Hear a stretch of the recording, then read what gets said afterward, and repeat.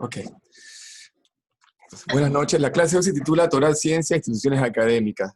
Entonces, la clase de hoy está el tema por unos emails que llegaron con unas preguntas en los últimos tiempos muy comunes de todas las personas.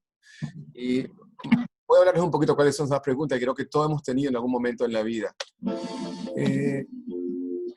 Las preguntas vienen siendo, primero, una que ya hemos tocado en varias oportunidades, si la Torá y la ciencia se contradicen o no. Yo creo que eso está más que trillado en estas clases, pero no importa, vamos a tocarlo por encima porque de nuevo a solucionar otras preguntas que sí son un poquito más novedosas.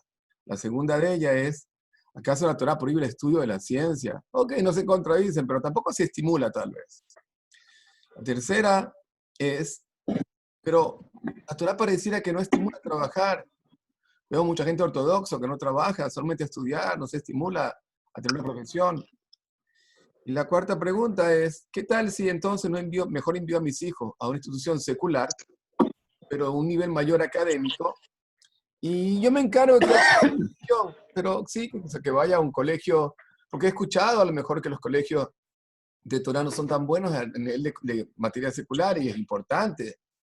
Entonces, vamos a tratar de solventar todas esas preguntas, y para ello va a haber una pequeña introducción. Entonces, la introducción es obviamente en cuanto al tema de ciencia y Torá. La vez pasada habían 200. Sí. Pasar una comunidad en Argentina que nos invitó el Rav Yacar. Y hoy estamos nosotros, el grupo siempre de los lunes, pero aparte cometimos varios errores. Uno de ellos fue el que enviamos el email con el link a Argentina. Y una de Perú, una de Perú.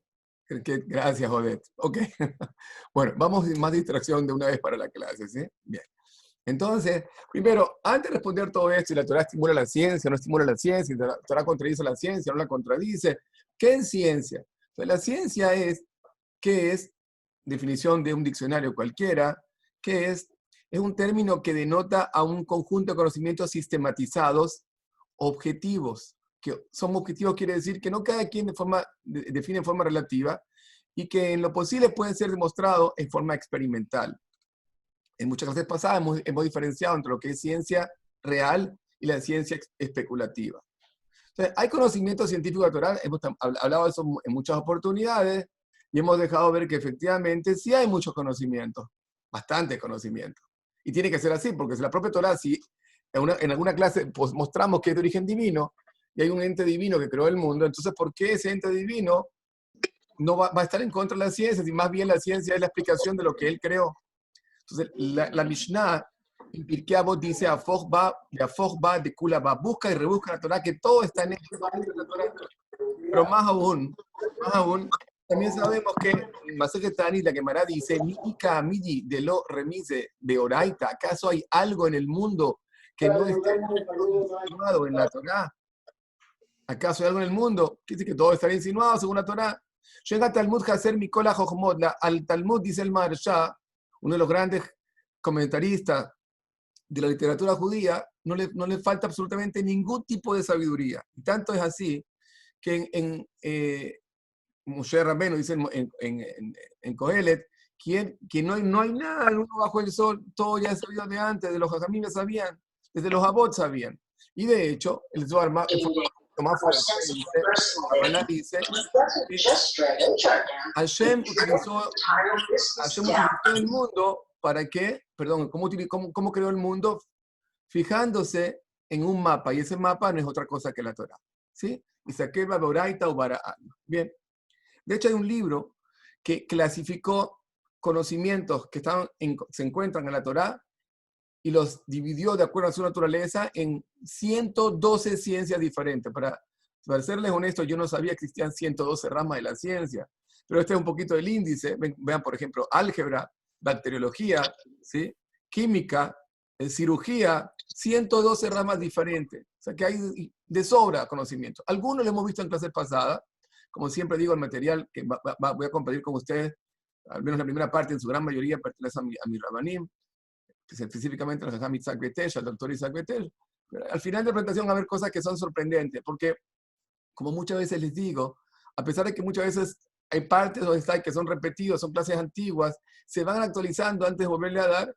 Y en particular esta clase hoy yo me encontré con cosas que me sorprendieron y voy a compartirla con ustedes, pero para mí son novedosas. Entonces, si ven que me emociono mucho algunos de los slides porque los acabo de estudiar. Entonces, en el caso de la medicina, normalmente uno pensaría, ¿quiénes son los padres de la medicina? Por ejemplo, Hipócrates, ¿sí?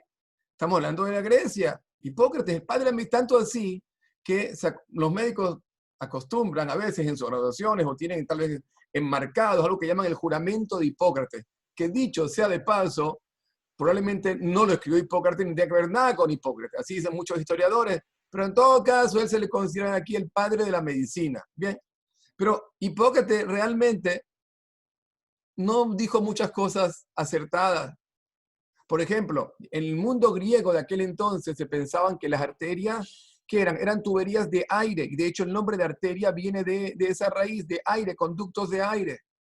Fue después que Galeno, otro de los grandes padres de la medicina, dijo no, y explicó. Vean aquí, Galeno, considerado uno de los más completos investigadores médicos de la edad antigua, sus puntos de vista dominaron la medicina europea a lo largo de más de 1000 años, 1000 años. Y van a ver cuántos errores tenían, y cuántos de esos errores que tenía ya la Torá anteriormente, sin comparación, había acertado en cuanto a esos conceptos, como vamos a compartir con ustedes hoy. Tan grande es Galeno entre la medicina, como Hipócrates, con el juramento de Hipócrates, que, como dice acá este website de Sociedad Médica de Argentina, dice que es tan grande Galeno para la medicina que su nombre se designa a los que la ejercen. En algunos países, el sustantivo común para llamar a un doctor es el galeno. ¿Quién es el galeno de turno? ¿Sí? ¿Quién es el doctor de turno?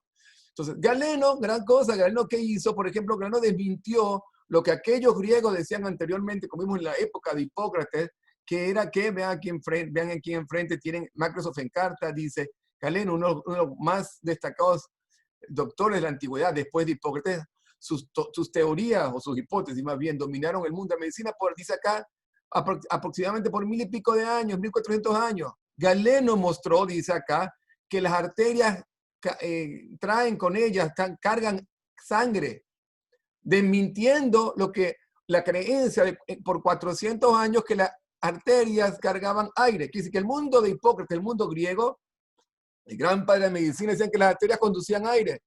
Llega Galeno, Baruch Hashem, dijo que las arterias conducen sangre. Pero sin embargo, dice la misma enciclopedia, pero también Galeno se equivocó. ¿Por qué? Porque decía, no llegó a apreciar que la sangre circula. Él pensaba que la sangre fluía y se perdía, quedaba sentada y venía sangre nueva que se reproducía. Pero no que la sangre estaba circulando, ¿sí? Bien, entonces, Hipócrates obviamente estaba bastante equivocado. Galeno dimitió ciertas cosas, pero seguía también equivocado. Sin embargo, vean esto. Aportes de Galeno a la medicina. Aquí están sus aportes. Yo señalé 5 de ellos que vamos a encontrar con muchísima anterioridad a Galeno en la Torá. Por ejemplo, Galeno demostró que las arterias circulan, que en las arterias circula sangre. Realmente la palabra que dice en la enciclopedia acá, circula, está errada. Él dijo que fluía sangre. La circulación fue descubierta o probada muy a posteriori, como vamos a ver, por un doctor inglés, William Harvey. Pero aquí en todo caso, Galeno acertó donde se equivocaron los griegos de la época de Hipócrates. Descubrió diferencias estructurales entre venas y arterias, descubrió las válvulas del corazón, describió diversas enfermedades infecciosas, escuchen esto, como la peste, las epidemias. ¿Sí? Galeno. Vamos a ver que todo esto es falso. Mucho antes de Galeno y de su tatarabuelo probablemente, seguramente, la Torá ya describió todo esto con lujo de detalle. Dio gran importancia a los métodos de conservación y a la preparación de fármacos, la medicina. ¡Wow! Pero veamos la realidad. La realidad es que las arterias, las venas y la circulación sanguínea están descritas perfectamente en la Torá. Por ejemplo, ¿sí? La Torá en Masechet Kulim, en la hoja 27a y 28b, como ven aquí en pantalla, ¿de qué habla? Está hablando de Shejitá cuando se sacrifica, ¿sí? Cuando un animal es sacrificado para un animal kasher, se le hace Shejitá, y aquí se explica el proceso de Shejitá, y ahí está hablando de que dice que las venas cargan sangre claramente. Aquí está en la Mishnah, o la Gemara, perdón, y aquí está la traducción en inglés. Las venas cargan sangre. Ahora, La Mishnah y la Gemara, la Mishnah por lo menos tiene un poco más de 2000 años. De acuerdo a los seculares, no de acuerdo a nosotros. De acuerdo a nosotros, todo esto es Torah de Har Sinai, Moshe Rabbeinu lo sabía. Pero incluso de acuerdo a los seculares, esto tiene más de 2000 años, mucho antes de Galeno y de Hipócrates. Bien. Entonces, esto que decían que los griegos se equivocaron, claro que se equivocaron, dijo Galeno, pero también él se equivocó, como vamos a ver ahora. Vemos que en Julim 28b y 27a dice textualmente que Rabbi dice que hay que cortar en las venas para sacar la sangre. Bien. Sin embargo, Galeno dijimos que según Galeno la sangre no circulaba, la sangre fluía y venía sangre nueva, no es la misma sangre que estaba circulando, ¿sí? No hay un proceso como de filtración que hoy en día sabemos que existe. Entonces, la circulación de la sangre tardó mucho tiempo, hasta 1628, William Harvey, él descubrió la circulación sanguínea. Y ojo, tuvo muchísimos oponentes en principio, muchos oponentes.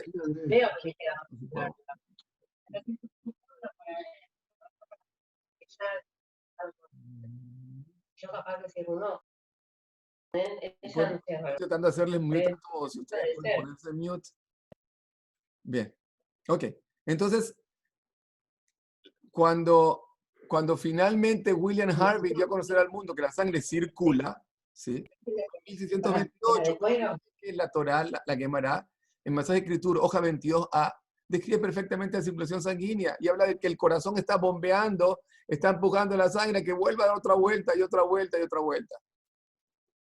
La Gemara, de nuevo, son 1500, el último de Morá, 2000 años, el último Taná. Y aquí estamos hablando de ¿cuántos años? 400 años atrás, que William Harvey supuestamente descubre la circulación sanguínea. Entonces, nos vemos que no es que solamente no haya contradicciones, sino que la misma ciencia es precedida por la Torá antes que los supuestos científicos que tenemos hoy en día que aportaron esos conocimientos. En cuanto a anatomía también, vemos que aquí hubo un doble error. Hipócrates, el gran padre de la medicina, explicaba que había tres lóbulos en el pulmón derecho y 3 en el izquierdo. Galeno, obviamente equivocado, Galeno también se equivocó. Él hablaba de 2 en el derecho y 2 en el izquierdo. La realidad es lo que la Torah dice. Gemara, Masajet Julim, hoja 47, hay 3 lóbulos en el derecho, pulmón derecho, y 2 lóbulos en el pulmón izquierdo. El pulmón izquierdo está en el área del corazón. Hay solo 2 lóbulos. En el derecho hay 3. Ni el padre de la medicina Hipócrates, ni el padre de la medicina Galeno, ¿saben lo que estaban diciendo? La Torah ya adelantó antes. Entonces, no es que tengamos que decir que la Torah contradiga. Al contrario, no es que lo contradice. La Torah sabía conocimientos con anterioridad a los propios supuestos científicos que hoy hablamos. Aquí tienen en pantalla que para Masajet Julín dice Itle le real, dice tiene el pulmón Tlata, 3 miyamina en la parte derecha, Betarte y 2 secciones, Mismola en la izquierda. ¿Sí? Un caso mucho más reciente, yo recuerdo cuando escuché por primera vez esta información del doctor Betel, yo quedé muy sorprendido, pero eventualmente, repitiendo la información en las clases de Miami, me tocó en una oportunidad mostrar esto a un doctor bien reconocido en Miami, no solamente es doctor, la familia de él posee clínicas, una cadena de clínicas bien grande y reconocida. Y cuando mostré esto en una oportunidad, él con cara rara. ¿Qué es la cara rara? Entonces, la Gemara dice en Masaje Berajot, hoja 60a, que dice que, de los 40 días en adelante del embarazo, ¿sí? De los 40 días hasta los 3 meses, que la persona haga tefilá, que pida que el embarazo no sea sandal. ¿Qué es sandal? Entonces, Rashi explica ya en Berajot, en Noveno Perek, dice, Shelotit aber ishto baladajer, que la mujer no vuelva a quedar embarazada estando embarazada. Eso obviamente puede causar risa, porque uno pensaría que el mejor método anticonceptivo es estar embarazado, no puedes quedar embarazado de nuevo. Pero de acuerdo a la Torá milenaria dijo que sí puede pasar, y aparentemente debe ser peligroso por cuanto se pide que la persona que tefilá le pida a Hashem que no permita que haya un embarazo nuevo. Muy bien. Por mucho tiempo causó risa. Yo recuerdo, cuando escuché esto por primera vez del doctor Betel, yo me sorprendí también. Claro, yo no soy médico, pero más me sorprendí cuando ya recientemente, unos cuantos años atrás, mostrando esta información, un gran doctor al cual yo respeto muchísimo en Miami, doctor americano, él me puso cara rara cuando empecé a hablar de esto, y esto hoy en día se sabe que es cierto, se llama superfetación. Tan cierto, se sabe que es, ahí tiene un sonograma en que muestra que hay 2 embarazos, uno más avanzado que el otro. Vean aquí el feto, lo ven de cabeza, Él quiere uno más chiquito.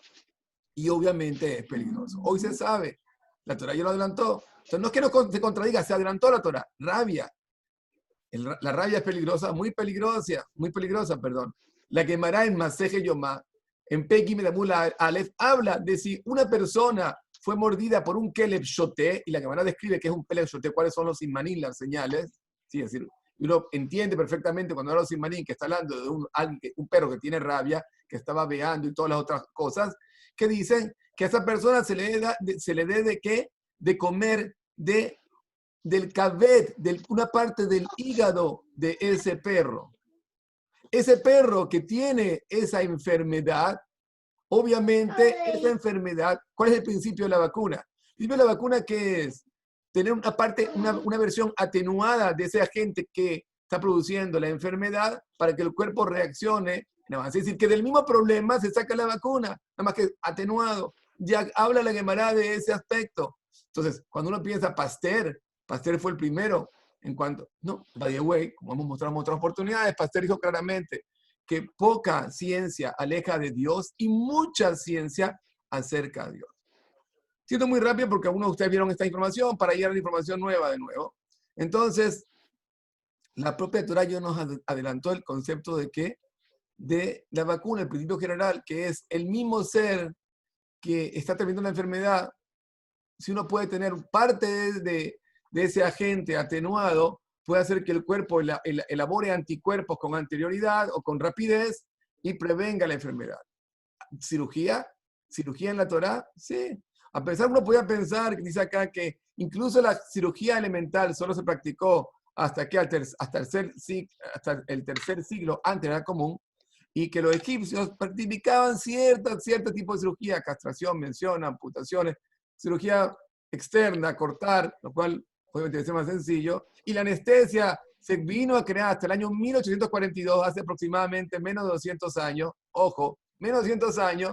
Sin embargo, la Torá ya habló de eso. Y a pesar que se dice que en la propia Babilonia donde se escribió el Talmud Babli, hay poca evidencia, ven a la fuente de referencia, de que existía cirugía entre los babilonios, pero la Torá, el Talmud Babli que se escribió en Babilonia, habla claramente, Masía Metzia, Ojapet Gime de Amud B, que habla, dice que se le dio a una persona sama de cinta. ¿Qué es sama de cinta? Significa un líquido que adormece. Un líquido que adormece, anestesia, ¿sí? Y más aún, se puso al paciente sobre shaish. ¿Qué es shaish? Incluso en hebreo moderno, mármol. El mármol tiene como propiedad séptica, es decir, si uno pone, por ejemplo, un paciente que hace el operado, uno quisiera que estuviera totalmente limpia la superficie, utilizaban mármol. Y después que hicieron becar una crisa y le rompieron, abrieron ¿dónde? A la altura del estómago de la persona. Una perfección, una perfecta descripción de lo que es una intervención quirúrgica. Más aún, perdón, si pueden poner, lo estoy poniendo, pero, No, paró. Solo cayó 8 gotitas y para 8. 8 solo 8.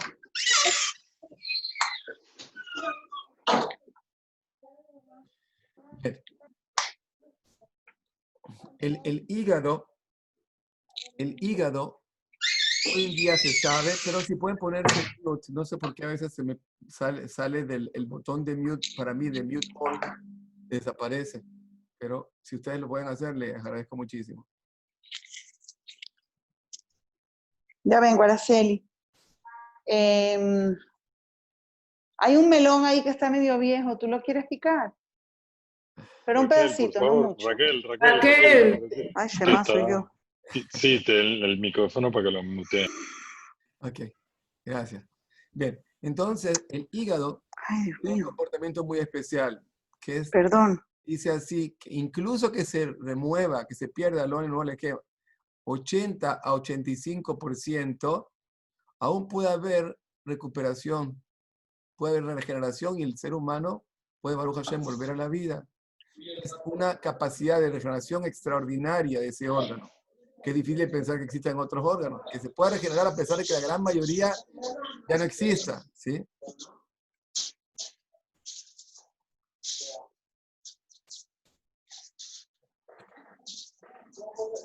Dice, empieza a las 24 horas y continúa hasta que el peso original del hígado es alcanzado. Puede llevar 4 o 5 semanas. El hecho de que el hígado se regenere así, una gran parte haya sido perdida. Nelson, te quiero hacer una consulta. Tú que eres el experto. El botón mío del chat que tengo para mute all desapareció. ¿Está en algún otro lado del menú?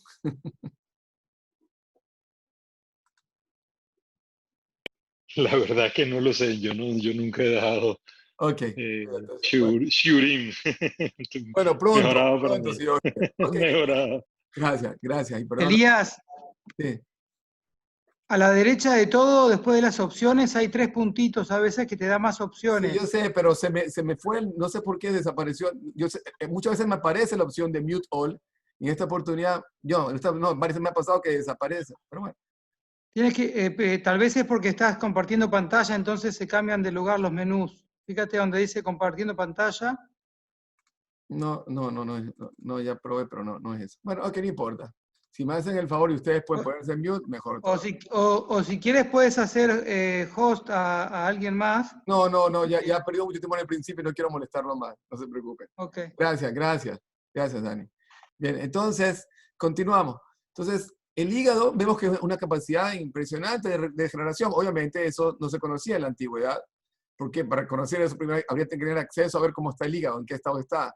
Y no creo que podamos hablar de MRI desde hace mucho tiempo o algún tipo de análisis de estilo. Entonces, quiere decir que incluso que 3/4 partes del hígado del ser humano se va a arruinar, el hígado se podría regenerar de nuevo en cuestión de días.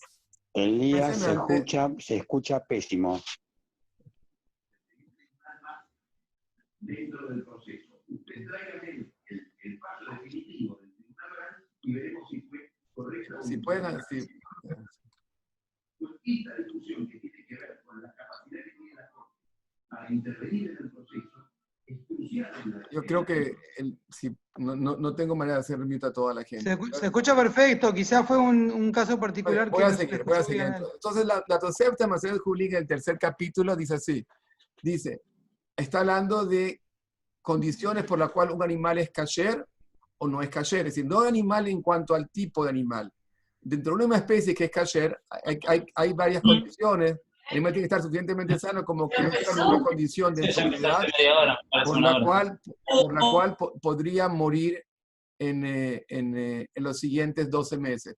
Si un animal, así sea un animal kasher dentro de su especie, una vaca, por ejemplo, tiene una enfermedad por la cual va a morir, se calcula, se estima dentro de los próximos 12 meses, entonces ese animal obviamente no es kasher, pese a que le pertenece a una especie que es permitida. Entonces, la Torah tiene que enseñar cómo alguien puede determinar si ese animal está capacitado para sobrevivir 12 meses más. Y por lo cual da ciertas señales. Cuando llega a dar la señal en cuanto al hígado, el kabet, ¿qué dice? Está hablando cuánto es suficiente para que sea kasher. ¿Y qué está hablando? Incluso de una cantidad mínima, vimos antes que es alrededor de 1/3 parte, no hay problema. El animal sigue siendo kasher porque la Torah sabe que ese órgano específicamente tiene una capacidad de regenerarse impresionante. Vimos antes en los aportes a la medicina de Galeno que Galeno describió las epidemias, las pestes. Sin embargo, vamos a ver como la Gemara de Masejet Tani, ni siquiera la Gemara, la Mishnah que explica la Gemara de Masejet Tani, ya habló de eso de una forma impresionante. Masejet Tani, hoja 21b, ¿qué dice? Amru le Rabbi Yehuda, le dijeron a Rabbi Yehuda, Ika mutana be Hazira, los cochinos hay mortandad, que se están muriendo. ¿Qué hizo Rabbi Yehuda? El Rab decretó, Gazar Ta'anit, decretó que la gente hiciera Ta'anit. Cuando hay un peligro, ¿no? La gente quiere hacer tefilá, ¿sí? Hay un peligro, decretaban Ta'anit. Dice la Mishnah hace más de 2000 años. Nema Kasamar Rabbi Yehuda. ¿Será que Rabbi Yehuda sostiene, él piensa que Maká Meshulejet Memin Ejat Meshulejet Mikol Aminim? ¿Será que él piensa que una Maká, una plaga, una epidemia va a ir de una especie a otra especie? ¿Eso es lo que está pensando él? Dice, no necesariamente lo Shane Hazire, es diferente el caso específico del Hazir. Es decir, si Rabbi Yehuda decretó Ta'anit, quiere decir está preocupado por el ser humano, no por el cochino. Nosotros, Baruch Hashem, no comemos cochino. Entonces, ¿qué le preocupó a él para decretar Ta'anit? Obviamente está preocupado, no voy a hacer que repercuta esta enfermedad del ser humano. Y la Mishnah dice, ¿será que él piensa que puede saltar del cochino o de cualquier especie a otra, del caballo, a la persona? Algo así como lo que dicen, que ocurrió con el corona en sus inicios. Dice, no, eso no es necesariamente lo que pasa en este caso. Lo que pasa en este caso es muy diferente. ¿Por qué? Shane Hazire, es diferente el caso del cochino. ¿Por qué? De Damián me aihu libne inche. Porque sus órganos internos, puede ser sus intestinos, sus entrañas, se parecen de Damián, Domim, se parecen similares a las del ser humano. Así está escrito hace más de 2000 años, es la Mishnah. Aquí está hablando del concepto de plaga, no en la época de Galeno, muy previo a Galeno. Está hablando de los Tanaim, está hablando del concepto de epidemia que pasa de un lugar a otro y específicamente dice algo muy, muy concreto en cuanto a los cochinos, que sus órganos internos se parecen a los órganos del ser humano. Bien, entonces, de hecho, es tan así que la halajá, esto es ley. Shulchan Aruch, Ora Haim, Siman Taf Kuf Ain Vav dice, Bimhayat Dever Behazirim, si en un lugar llega a haber plagas, se están muriendo los cochinos, Mitanim. El Shulchan Aruch no es la Torah, es un resumen, ¿sí?, de las leyes de la Torah que hizo Rabbi Yosef Karo hace 500 años, a posteriori, para facilitarnos el estudio de las leyes prácticas. Y la práctica, hay una halajá, una ley que si hay una epidemia y están muriendo y hay un peligro humano, ¿por qué? Porque sus órganos internos se parecen a los del ser humano. Entonces, ahí no está hablando la Torah en forma metafórica, no, vemos que hay una ley que se basa en eso. La Torah sabía de peste, de epidemia, le llama Deber, y sabía además que en el caso del cochino hay órganos internos parecidos al ser humano. No solamente eso, la Torah en Masejet Julim, Daf, en la hoja 122a, dice, en cuanto a la similitud de qué, del basar, de la piel, qué animales pueden tener la piel similar a la del ser humano. Y ahí aquí menciona de nuevo al Hazir, al cochino. Uno hubiera pensado, parecido al ser humano, los animales, el simio, ¿no? Órganos internos dijo antes, ahora incluso la piel. Y hoy en día sabemos que tal cual la medicina acepta, no es que acepta. Hoy en día que hay tantos, necesidad de donantes de órganos, ¿sí?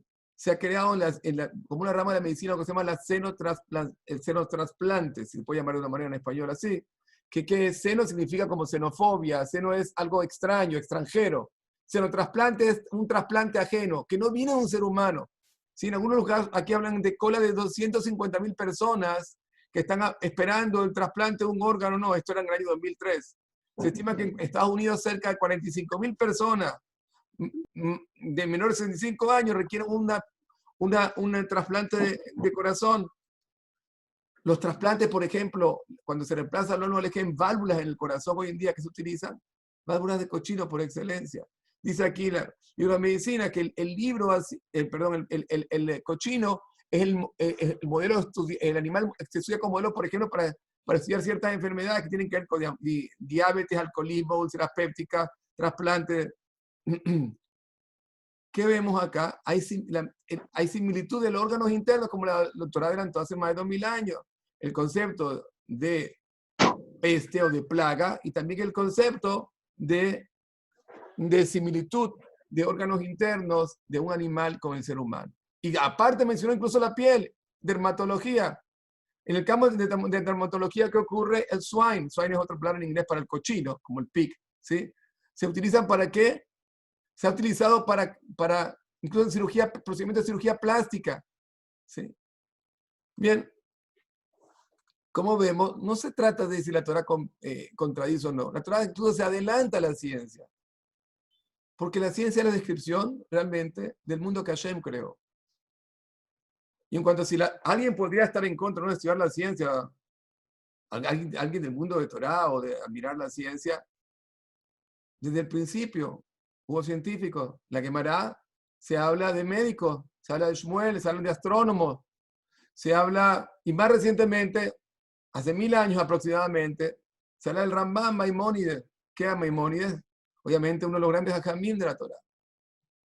Hoy en día la halajá se definió básicamente basada en las opiniones de Maimónides, el Rambam, el Rif y el Rosh. Los tres grandes pilares que finalmente estudiaron toda la Torá y nos ayudaron a entender en forma práctica cómo cumplirla. Maimónides es un reconocido doctor, a tal punto que a pesar que Maimónides Rambam nació en España y tuvo que vivir huyendo de un lado a otro, eventualmente estuvo en Egipto y alcanzó la posición de médico de quien gobernaba el país. No fue el único, no es una excepción. Nachmanides, el Ramban con N al final, también era doctor. Pero aparte de ser doctor, como ven en pantalla, hizo cosas impresionantes en el mundo de la ciencia. Por ejemplo, cosas que respectan al mundo de la física, no solo la medicina. Digo cosas que no se pueden entender en su tiempo. Por ejemplo, el Ramban, Nachmanides, en el principio de su comentario al Humash, a la Torá, en la Perashá de Bereshit, cuando Hashem crea el mundo, él describe que el tiempo no existía y que el tiempo se generó desde el momento en que se generó la materia, en ese instante de tiempo. ¿Sí? Dice, cuando creó Hashem todo, min F, del cero absoluto, de la nada, ¿sí? En ese momento, ni Yesman se creó el tiempo. Cosa difícil de entender, porque hasta principios del siglo pasado, nadie pensaba así. Se pensaba que el tiempo era independiente de la materia. Hoy en día se sabe que el tiempo es una propiedad de la materia y que si en algún momento, incluso de acuerdo a la ciencia, no hubo materia, no hubo tiempo. El tiempo es como el color, como la textura. Es una propiedad que describe la materia. El Ramban lo supo hace 850 años.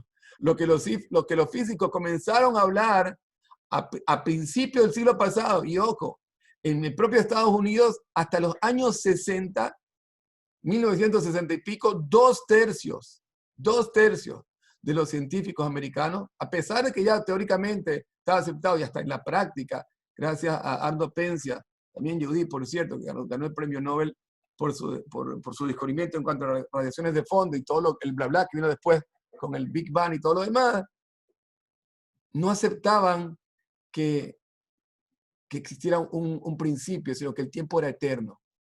El Ramban lo describió tal cual. Bien. En astronomía, también hemos mencionado en el pasado, por ejemplo, la historia del cometa Halley. Halley era un británico, sin embargo, la Gemara, mucho antes de Halley, el papá de Halley, el tatarabuelito de Halley, en Masejet Orayot, hoja 10, Amud Aleph, dice lo siguiente: estaban viajando Rabbi Gabriel y Rabbi Yoshua en un barco, estaban viajando. ¿Y qué ocurrió? En ese momento no había como pedir comida kosher en un vuelo, sino que cada quien llevaba su propia comida. Y uno de ellos llevó un pan normal y otro llevó un pan que resiste más al tiempo, que es menos perecedero. Uno era, digamos, de trigo y el otro, si mal no recuerdo, creo que era de cebada. ¿Sí? ¿Qué ocurrió? Shalim Pite de Rabban Gamliel, la pita, el pan de Gamliel se acabó. Se acabó en mitad del viaje. ¿Y qué ocurrió? Sin embargo, el de Rabbi Yoshua aún quedaba. Uno le preguntó uno al otro, pero ¿cómo supiste que este viaje iba a tomar más tiempo de lo debido y trajiste más provisiones? Porque, ¿cómo supiste eso? Le dijo, ¿sabes cómo lo supe? Porque Kohabejat hay un cuerpo celeste y una estrella, le Shiv'im Shana, que cada 70 años sube al firmamento, pasa por el firmamento, por encima del planeta Tierra, y hace que se equivoquen, causa ta'ut, un error a los señores que dirigen el barco. Cada 70 años un cuerpo celeste, antes no había GPS. Entonces, ¿cómo los marineros se guiaban en el mar? No hay señales de tránsito. ¿Qué hacen?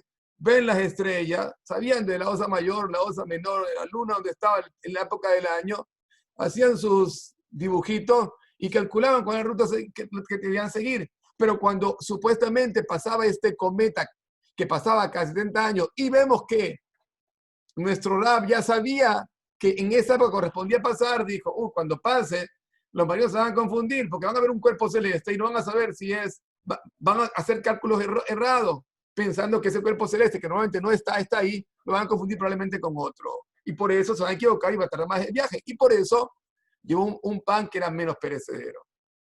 Pero estamos hablando de 2000 años atrás. Sin embargo, Microsoft en carta dice que Edmund Halley, quien nació en 1656, fue el astrónomo británico que calculó por primera vez la órbita de este cometa, el famoso cometa Halley. Y él dijo textualmente que él estaba orgulloso que era un británico quien había dado ese conocimiento al mundo. Él está equivocado, obviamente. Realmente el cometa Halley se iba a llamar el cometa Rabbi Yoshua, pero no es de risa, es la realidad. Bien.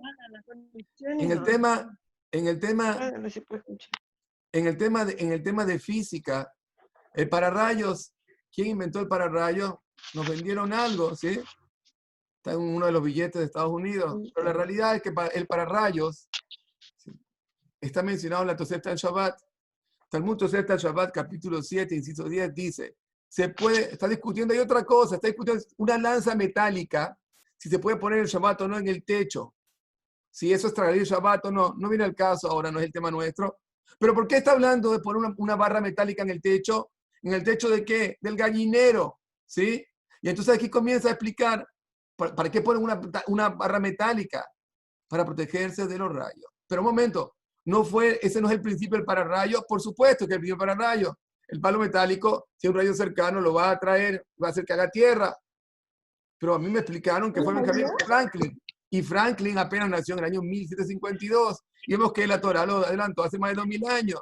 Entonces, como eso, hay decenas y decenas y decenas de charlas. Como siempre les digo, en tofnetmedia.com encontrarán cientos de charlas del Dr. Betesh. Aquí algunos de sus slides. Cada uno de estos slides tiene un montón de líneas, 2, 3, 4, 5, 6, 7, 8, 9 y 10. Cada línea tiene un link a una presentación, a otro archivo. ¿Y cuántos slides hay? 1, 2, 3, 4, 5, 6, 7, 8, 9, 10, 11, 12, 13, 14, 15, 16, 17, 18, 19, 20. 20 por lo menos. Yo no he copiado las versiones más recientes de sus clases, pero de las antiguas eran 20 por lo menos, por 10 son como promedio 200 archivos, no 200 slides, 200 archivos de qué sé yo cuántos slides. Entonces, como mencionamos continuamente, estos ejemplos son para probar que cuando se habla de que hay contradicciones entre ciencia y Torah, pueden ser porque la gente conoce de ciencia y desconoce de Torah, o porque conoce de Torah y desconoce de ciencia, o porque desconoce las dos, o porque la llamada ciencia aún no sabe la realidad, como hemos visto en los casos anteriores. Por eso no es ninguna sorpresa cuando alguien lee, por ejemplo, como ese caso, que este libro, Cosmos Bioteos, el Time Magazine, cuando lo resumió en el año 92, dice que fue escrito por 70 científicos, 24 ellos ganadores del premio Nobel, y todos ellos mantienen en sus ensayos que ahí escriben que la única explicación sostenible de la creación de la Tierra es la que fija la Biblia, como ellos dicen aquí abajo, y es la creación por un Dios omnipotente y omnisciente. Pero hay además otra cara de la moneda. ¿Cuál es la verdadera ciencia? ¿Cuál es la verdadera ciencia? Entonces, en algún momento, en muchos momentos hemos mostrado referencia como un gran journal de medicina, la revista Journal Nature. De hecho, aquí aparece en Wikipedia, es considerado como una de las publicaciones científicas más reconocidas en el mundo. ¿Sí? Tiene más de 100 años. Algunos dicen que es la número 1, otros dicen que es la número 2. No está mal ninguna de las dos posiciones. Nature, vean aquí, la propia Nature, la propia Journal de Medicina líder, dice, señores, los llamados científicos, los llamados, no los científicos reales serán quienes practican la definición de ciencia objetiva, experimental, que no engañan, que está basada en un método objetivo, un método experimental, que hay un experimento que comprueba la hipótesis. Que dicen acá, se están comportando no tan bien. ¿Por qué no tan bien? Es impresionante. ¿Qué menciona? El gran porcentaje. No que se equivocan, como vimos antes. Hipócrates se equivocó, que no se equivocó. No que se equivocan. Que mienten adrede. Y muchos lo hacen simplemente por la presión de la institución académica para la cual trabajan en presentar un nuevo paper. Mienten. El artículo describe porcentajes que no se pueden creer. Inventan data para probar algo que no es probable. Simplemente para presentar alguna novedad que tampoco es cierta, que no es novedad, y justificar que pueda tener después de 7 años un año sabático y un buen sueldo. Bien, aquí están entre las conductas que siguen, increíble. por ejemplo, falsificar o cocinar data, escribir números falsos.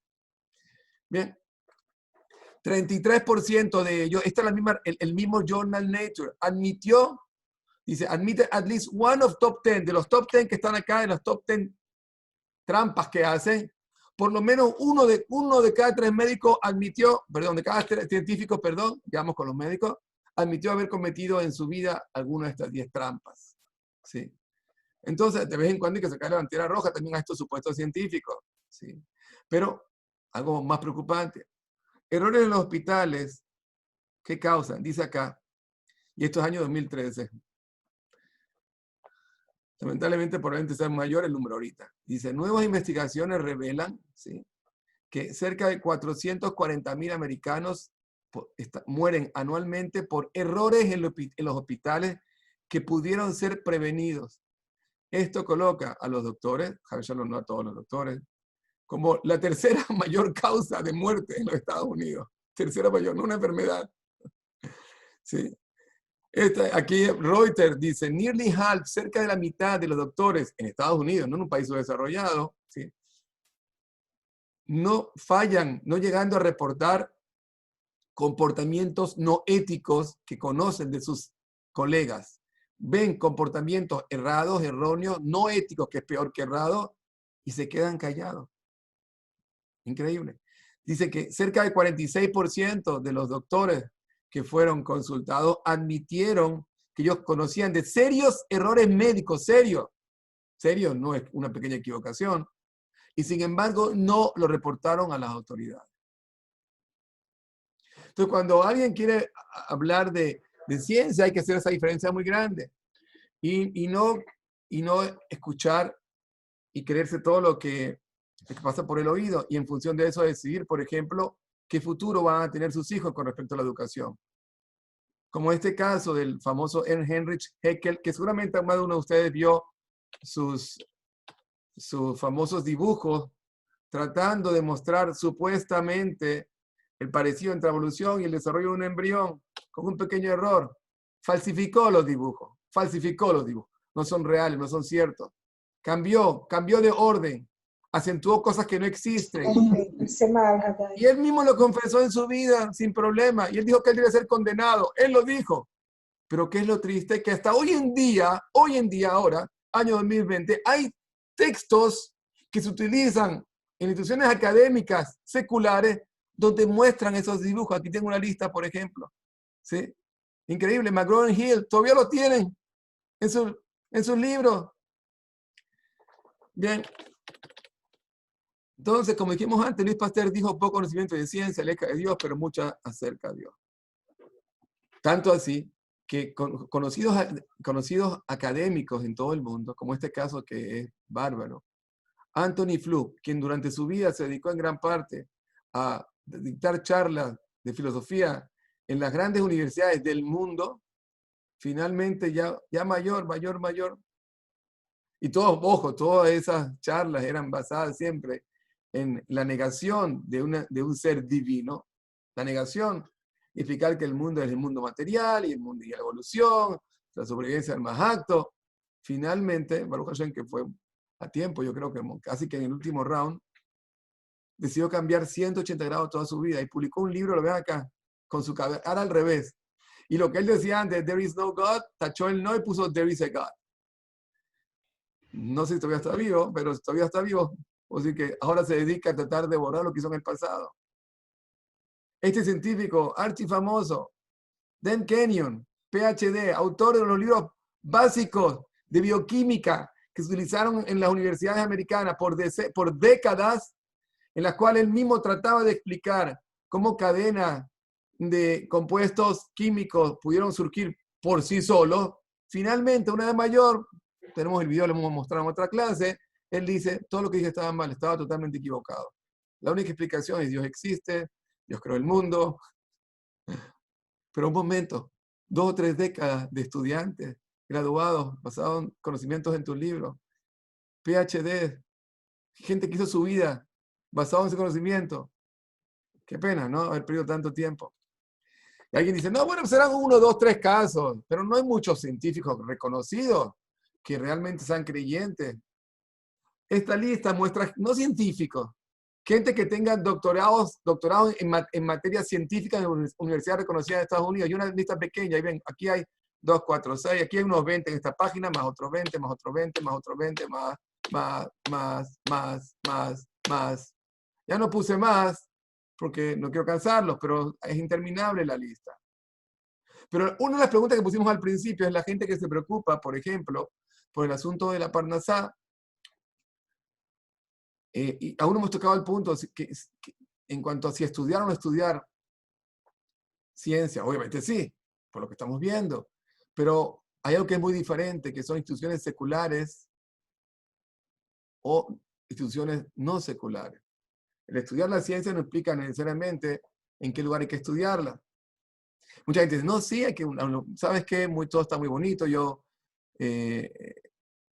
quiero guiar a mis hijos por la religión, que coman kasher y Shabbat, pero desde pequeños los envían a instituciones académicas seculares totalmente.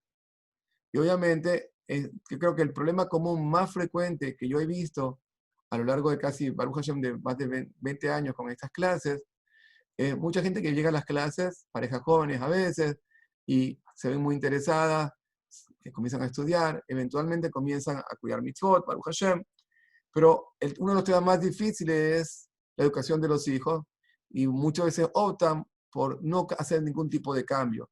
Dejarlos estudiar, asistir a instituciones seculares donde se les vende la idea de que no existe un Dios, aunque digan lo contrario, así dicen, que el mundo es básicamente al azar, que el hombre es simplemente una versión refinada del simio, y cosas por el estilo. Entonces, ¿qué ocurre? Y es repetidísimo este fenómeno. Esta pareja comienza a cambiar, pero optan por ese punto dejarlo intocable. ¿Por qué? Se preocupan, quiero que mi hijo tenga una educación excelente en la parte académica, no confío en instituciones religiosas, no sé por qué, pues, hay matemáticas, hay inglés, pero no, a menos algunas prestan ese tipo también de servicios. No confío, yo quiero que esté en el mejor colegio, en la mejor universidad, Harvard, Penn, bien. Y uno de los motivos es porque por la Parnasá, que va a ser mi hijo en el futuro. Bien. La realidad es que casi siempre ocurre lo siguiente. Al cabo de unos años, esta pareja va acercándose más a la Torah, entiende más la realidad del mundo, de acuerdo a como lo escribió quien creó el mundo, no como uno quiere pensar o dejar de pensar o como uno opina. Y en un momento determinado se da cuenta que sus hijos crecieron y están haciendo cosas que no son tan correctas. Y cuando quieren incluso acercarlos un poquito más, se hace más difícil. Y en muchas oportunidades, Baruch Hashem me llama, oye Elías, ¿podrías darle un seminario a mi hijo y a sus amigos? ¿Qué está pasando? No, es que están haciendo cosas que no creo que son correctas, no quieren. Claro, ya en ese momento es un poquito tarde. Y se dan cuenta tarde que tuvieron que hacer ese cambio de un principio. Pero, ok, ¿todo tiene que ser rabino? Ojalá, no importa. Me preocupa la Parnasá.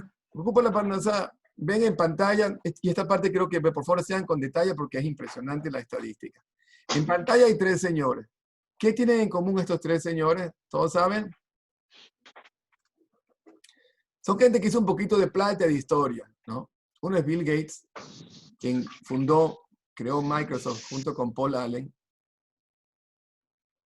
Y creo que no está preocupado por Parnasá. Yo creo que ya pasó los $100 billones. 100 billones. De todas maneras, él dice que creo que la gran mayoría lo va a regalar antes de morirse y le va a dejar a sus hijos, creo que son 100 o 10 millones, no estoy seguro. Creo que hay 2 versiones. Pero no pues, yo creo que tenga problemas de Parnasá. Steve Jobs, el que creó Apple, junto a Steve Wozniak. Y Larry Ellison. Larry Ellison, Yehudí, por cierto, es nada más y nada menos quien creó el CEO de Oracle. Oracle es una compañía de computación. Oracle es una compañía tremenda en el área de la base de datos. Muchos de los bancos, muchas instituciones financieras, lo que ustedes van, toda esa información está utilizando la tecnología de este señor, Larry Ellison.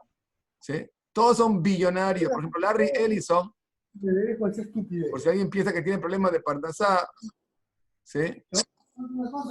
En mayo de 2020 tiene una riqueza de 66.7 billones de dólares. ¿Sí? ¿Qué tienen en común estos 3 señores? Ninguno de los tres tuvo grado universitario. A lo sumo, por ejemplo, Bill Gates entró en la universidad, estuvo un poquito de tiempo, pero no duró mucho y se fue. Ninguno de los tres tuvo grado universitario, ningún tipo de carrera. Y llegaron a ser personas que, incluso a nivel de tecnología, no estamos hablando de vender chaquetas, no por mejorarlo, ni vender comida, tecnología, Apple, Microsoft y Oracle. Pero si creen que son los únicos, no son los únicos. Ahora, uno podía pensar, a veces el papá está preocupado, como ocurrió hace poco alguien que me comentaba, no, yo quiero que, lo siento, mi hijo tiene clase académica superior. Pero ¿cuáles son las instituciones académicas, al menos en Estados Unidos, por ejemplo, más difícil de entrar, las más exigentes? La número 1 es la Universidad de Harvard, ven en la lista. La segunda es Stanford, el MIT tercero y demás.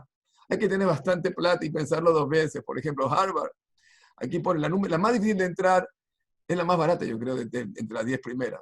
Son cerca de 69,000, casi $70,000 al año de tuition para que su niño esté allá. Stanford, 72,000. MIT, 73,000. Caltech, 74. Yale, 72. Princeton, 69. Está barata. Por año. Chicago, 74. Columbia, 76. Brown, 76. Y Penn, la décima, 73.9. Hay que llevar un montón de plata. Normalmente las familias se endeudan, no pagan esto cada año. Conozco profesionales que son muy destacados y una vez hablando con uno de ellos, muy destacado, y Baruch Hashem le va muy bien, me sorprendió, porque me hablaba de la parte económica, y yo, pero tú te hace excelente. Digo, todavía estoy pagando mis estudios universitarios, porque obviamente esto con intereses compuestos suma. Ahora, ¿qué es lo más sorprendente? La universidad más difícil de entrar a la Universidad de Harvard. El Harvard Business Review es la publicación por excelencia de la Universidad de Harvard. Hay un artículo espectacular que vamos a analizar ahorita. Dice el artículo, 6 razones por qué la educación superior universitaria tiene que ser disrupted. Yo no sé realmente qué significa, cómo traducir disrupted en castellano, pero básicamente es una de las palabras más utilizadas hoy en día cuando hay una compañía de high-tech o de cualquier estilo que cambia el paradigma en una determinada área. Por ejemplo, en su momento Amazon, ya hoy en día no tiene ningún tipo de novedad, o Uber en su momento, que hizo algo que rompía los estándares. Dice, este artículo del Harvard Business Review propone hacer algo con la educación universitaria. No está funcionando. ¿Por qué? Dice, primero, employers, las compañías que emplean, requieren skill, la habilidad de los empleados, no títulos ni conocimiento. Dice algo muy, muy impresionante, que en Estados Unidos, en aquel momento, antes de Corona, a pesar de que había un desempleo de 3.6%, había simultáneamente 7.4 millones de ofertas de empleo que nadie podía llenar. ¿Por qué? Como van a ver después, porque hay montones de gente con hipereducados, con hipereducación, que ya no hace falta. Está sobresaturado para managers y para gerentes, y sin embargo, en la parte práctica, se van a reír, pero miren lo que dice. Por ejemplo, dice, Walmart ofrece un paquete de $108,000 al año. Es un buen paquete, al menos para empezar. ¿Sí? Más otros beneficios, pero el paquete de cash es $108,000 al año. ¿A qué? A conductores de un camión, y no encuentra. No estoy proponiendo que ustedes piensen que quieren que su hijo sea conductor de camión, no importa. Pero es como ejemplo, profesiones sencillas, que no requieren a este tipo de problemas. 180, no lo encuentran. Pero ¿qué sí hay? Hay 5,000 candidatos a manager con PhD que en su vida trabajaron, que ni siquiera tienen habilidad. Segundo problema que la propia Harvard revela. Segundo problema es para quienes van a las universidades. Los estudiantes quieren trabajo. Los mismos estudiantes, no los empleadores, no quieren título ni conocimiento. Miren esto. Dice, cerca de 40% de los graduados de los colleges, ¿sí?, trabajan en empleos que realmente no requieren lo que ellos estudiaron. Su nivel de estudio no se requiere. Esto es el día a día del mundo. Conocidos 40%, pero nosotros sabemos la vida real. Yo creo que hay una gran cantidad de gente, vamos a ver, exitosa, o no estudió, o si estudió, no estudió lo que está desempeñando. 40%. Después de ir a Harvard y pagado todo lo que tú quieras, o a Princeton, está trabajando en algo que no requería nada de eso. Y esto lo dice Harvard Business Review. Bien, el siguiente. Los estudiantes pagan más y cada vez tienen menos y menos. Dice, la deuda de estudiantes que van a la universidad, dice, está incrementada últimamente el 600%. Imagínense, para pagar 70 y pico dólares al año de tuition, sin contar los pasajes de avión y otras cosas que también tienen que incurrir. Dice, la deuda que hay hoy en día en Estados Unidos, por ejemplo, de estudiantes de 1.4 trillones de dólares que los estudiantes deben a las universidades. Sí, bueno, a las universidades o a quien hizo el préstamo realmente, ¿no? Dice, es mayor que la deuda de tarjeta de crédito y la deuda de financiamiento de carros, de los leasing, ¿verdad? Sobre esa. ¿Para qué? Para que después vayas a trabajar en algo que no requería lo que estudiaste. Dice, los estudiantes tienen otra causa más. De nuevo, Harvard. No es un religioso, un rabino que quiere... No, la propia Harvard Business Review. Los estudiantes tienen expectativas que son no reales. Y realmente, pobrecitos, no es su culpa acerca de lo que van a encontrar en el college. ¿Por qué? Porque como dicen ellos mismos acá, no todo el mundo va a ser un CEO o un manager. No todo el mundo. No hay tantos puestos para CEO ni para manager. Y van a ver después cuántos de los CEO ni siquiera fueron a la universidad. Cantidades asombrosas de compañías que ustedes conocen que se van a sorprender. ¿Sí? Más aún, dice, para colmo de colmo, muchos de los profesores de la élite hoy en día de profesores universitarios ya no están tan contentos con enseñar. Quieren dedicarles más tiempo a otras cosas que les son más rentables o que le dan más prestigio, como investigación y otras cosas alternas. Y la parte de enseñanza la dejan a la ligera o en manos de otra persona. Siguiente, dice, meritocracia, dice, a most top college graduate would have enjoyed high level of career success anyway. Este estudiantes que fueron muy afortunados, igual iba a venir bien. ¿Por qué? Porque los estudios que ellos hacen revelan que en la mayoría de esos casos son gente que va a llegar finalmente a una posición. ¿Por qué? Por sus contactos familiares, por sus contactos de amistades, y por eso van a alcanzar posiciones importantes, no importa a qué universidad fue previamente. In short, dicen ellos, Harvard Business Review, dice, hay mucho que cambiar en cuanto a la educación universitaria.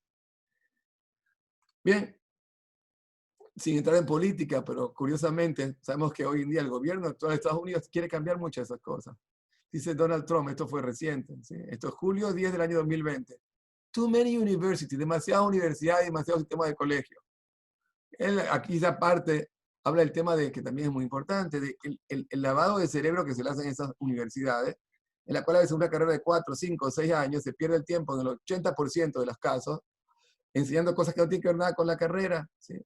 Que tienen que ver con política o con idiosincrasia, perdiendo el tiempo, cosas que jamás van a utilizar en su carrera. Y de hecho, Donald Trump, en particular en este gobierno, está dando directrices para que el gobierno federal contrate gente basado en skill, en lo que es, en su habilidad, no donde estudió ni qué título tenga. No en eso. Bien, además hay otro regalito adicional que obtienen en las universidades. Yo creo que mandar una hija a una universidad hoy en día hay que pensarlo. No hay que pensarlo, no hay que mandarla. No quiero tocar este tema en detalle porque es un poquito desagradable, ¿no? Pero estos son los medios seculares lo que revelan, ¿sí? Dicen cómo las universidades rápidamente les explica, por ejemplo, cosas como las teorías de Abraham Maslow. ¿Qué es la teoría de Abraham Maslow? Si han escuchado de ella, donde el ser humano tiene una necesidad básica, perdón con lo que voy a decir ahora, pero que vamos a hacer, hay que saberlo, y son necesidades sexuales tan importantes como la vestimenta, como la alimentación, en el primer año de carrera. Obviamente después el estudiante se embarca en una de esas fraternidades y mejor no seguir hablando del tema. Pero de todas maneras, es realmente, me va a dar una ventaja a pesar de todos los males en la universidad. ¿Cuántos CEOs, de nuevo, Harvard Business Review? Parece que Harvard no está contento ni siquiera con el propio medio académico. ¿Cuántos CEOs sin ningún degree de college ni siquiera han llegado al tope? Obviamente ya saben de Bill Gates. Este artículo menciona 35, yo encontré más de 50, pero no podía creerme. Yo de Bill Gates sabía, obviamente, pero lo conocí personalmente. Bill Gates no tiene ninguna estudio universitaria, ningún título universitario, pero van a ver quiénes más no tienen. Prácticamente la crema innata de casi todas las compañías de high-tech, no de ropa, de high-tech, ninguno tiene universidad. Obviamente Microsoft no lo tuvo. Ya mostramos Microsoft, ni Apple con Steve Jobs, ni Oracle con Ray Enzo, y Steve Wozniak, el cofundador con Steve Jobs de Apple, que yo siempre creí que era el genio en la parte, aunque sea de hardware, de maquinaria, de ingeniería, tampoco tiene ningún título. Michael Dell, judío por cierto, Michael Dell, quien creó la compañía Dell Computers, compañía impresionantemente grande, fue una compañía pública, después la privatizó, no tiene grado universitario. Zuckerberg de Facebook tampoco, algunos de ellos comenzaron, él comenzó en Harvard y al tiempo se fue. No tienen título universitario. Facebook, Twitter, los dos cofundadores de Twitter, ninguno tiene grado universitario, ni este ni este. WhatsApp no tiene grado universitario. Jan Kuhn no tiene título universitario ninguno. Dropbox, tecnología para almacenar data en la nube, tampoco tiene grado universitario. WordPress, 22%, perdón, de los websites que hay en el mundo están fundados sobre la tecnología de WordPress. Él la creó la tecnología, sin ningún grado universitario. David Carr, en el ranking de websites visitados de Estados Unidos, el número 9, no tiene grado universitario. Mashable, no tiene grado universitario. Daniel X, Spotify, ¿han escuchado? ¿Sí? Música, no tiene grado universitario. David Geffen, la famosa DreamWorks, la unión de computación con cinematografía, sin grado universitario. Best Buy, el CEO, no tiene grado universitario. Publix no tiene grado universitario. Este señor Todd Jones comenzó como un señor que trabajaba en una tienda, como un clerk. Es el CEO de Publix. John Tag Hertz fue CEO de United Airlines, y después de la gran empresa financiera Hertz, no tiene. Ralph Lauren no tiene. Sheldon Adelson, Las Vegas, wow, no tiene. Dr. Pepper, Larry Jones, no tiene ningún grado universitario. Whole Food Market, conocen en Estados Unidos la gran cadena, comida healthy, sin grado universitario. Simon Conwell, música, no grado universitario. Ford, no tiene grado universitario. Disney, nunca tuvo grado universitario. McDonald's, CEO, no tuvo grado universitario. Coca-Cola, el CEO, creador de Coca-Cola, tampoco tuvo grado universitario. Entonces, hace falta un grado universitario para tener un éxito impresionante. Twitter, Dropbox, WhatsApp, Apple, Microsoft, Oracle. No depende de eso. Mucho, incluso que quisieras que tuviera conocimiento técnico, tampoco hace falta. Hoy en día, Baruch Hashem, yo, por ejemplo, en mi empresa, una empresa pequeña, pero Baruch Hashem, cuando hay que encontrar a una persona, a mí no me importa en lo absoluto dónde estudió ni su título. La primera pregunta es, si requiere un programador, es, ¿puedo ver un programa que hayas hecho? Muéstrame el programa. Quiero ver cómo programaste tal cosa. Steve Ballmer, quien también fue CEO de Microsoft, le entrevistaba a la gente. Yo recuerdo a Steve Ballmer, en particular, estando en Buenos Aires, en una reunión, le mostré un programa de mi hermano y me dijo seguidamente, tu hermano tiene que estar en Redmond ya. Redmond, donde está la sede de Microsoft. No le importó ni qué estudió, ni no estudió. Y así fue contratado. Entonces, quitarse un poquito todo esa falsedad que uno tiene, esa preconcepción que es totalmente falsa. Ni para el éxito en la parnasá, ni para lo absoluto. Más bien, puede ser muy problemático por muchas razones, como vimos anteriormente. Entonces, obviamente, mucha de esta gente que vio que tuvo éxito, si hubiera terminado su carrera, hubiera alcanzado, incluso con una posición destacada en una de esas compañías, puede ser que hubiera llegado a la misma, puede ser como la gran mayoría, que hubiera terminado simplemente haciendo conference call y reuniones, mandando email y cubriendo sus espaldas para evitar ser despedido en el próximo layoff de la empresa. Como lamentablemente ocurre una gran parte de lo que llaman Corporate America y en el resto del mundo también. Donde simplemente es jugar a la política dentro de la empresa. No quiero decir que siempre sea el caso, pero muchísimos de los casos. ¿Sí? Tienes tu horario, busca por cubrirte las espaldas y se acabó. Obviamente, ¿qué otro punto por ver? Bueno, pero si mis hijos, yo les envío una institución no secular, no va a tener la misma capacidad intelectual si en el futuro, en el caso de X, requiere tener una carrera y una preparación, ¿cómo va a ser? Ese es otro mito totalmente falso. Van esta noticia. En Israel, años atrás, hicieron algo muy especial. Había lo que llaman Haredim, gente religiosa, verdaderamente religiosa, que fue a Yeshivot, que jamás estuvo en un colegio secular, En Israel puede ser aún más fuerte porque muchos de esos colegios apenas ven materias seculares. Por ejemplo, en Estados Unidos, en Argentina también, hay colegios de Torah, pero también se enseñan química, biología, matemática. En Israel ni siquiera en muchos de esos colegios existen esas alternativas. Tal vez una que otra básica, hay lo que llaman heshbon o matemática a nivel escolar mínimo y ya. Saber sumar, multiplicar, dividir, que a fin de cuentas es el 99% de lo que la persona hace en la vida. No sé cuándo fue la última vez que ustedes hicieron en sus trabajos, o sea, calcularon el logaritmo de un número. Sería interesante como experimento. No quiere decir que sea malo, muy bien el conocimiento, pero no es vital. Ahora, ¿qué hicieron en Israel? Incluso con ese nivel de preparación, hicieron un curso especial de varias semanas preuniversitario para que asistieran estos señores que habían ido a Yeshivot, que jamás estuvieron en un colegio secular. No tenían ese conocimiento básico. Una pequeña preparación, un entrenamiento rápido, varias semanas, todo entrenan y después hicieron el examen de admisión. Increíble. Haredi student with top scores. Alcanzaron las máximas notas en su examen de admisión. Pero ¿cómo puede ser?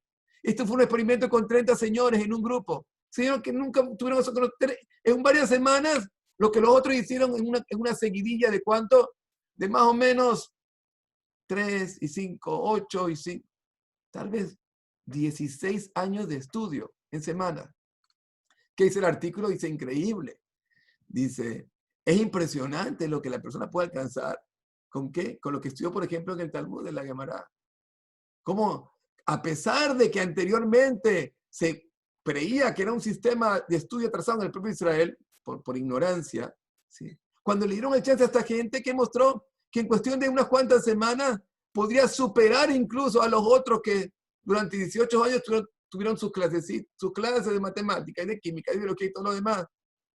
It turns out, resulta al final que la habilidad de memorizar y de razonamiento que aprendieron en la yeshiva los ayudó a que alcanzar estos learnings, esta habilidad de estudio en otros campos también que jamás habían visto en cuestión de semanas. Pero pueden ser exitosos. Bueno, ¿qué significa ser exitoso? ¿Tener billones de dólares? No creo. Pero incluso si fuera así, ven aquí en la oficina de un señor que se llama Ruby Shron. Ruby Shron es una persona admirable.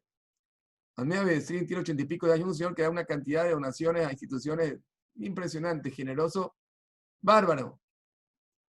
Casualmente lo conocía en Israel, lo conocí, estuvo con él en Israel hace unos cuantos meses, y su nieto estudió con mi hijo en la yeshiva. Esto parece una reunión de rabinos, parece una Subash Shlishi, ¿verdad? De Shabbat. No, esta es la oficina de Ruby Shron, aquí está Ruby Shron en la mitad. Ruby Shron es un magnate, es un magnate. Hablamos de billones de dólares real estate, pero una persona sumamente humilde. Vivía con sus 8 hijos, ya tiene nietos. Un apartamento, lo que llaman aquí un single family home, sencilla, viaja en turista, sin llamar la atención, sin conceder entrevistas a los periodistas, a pesar de sus billones.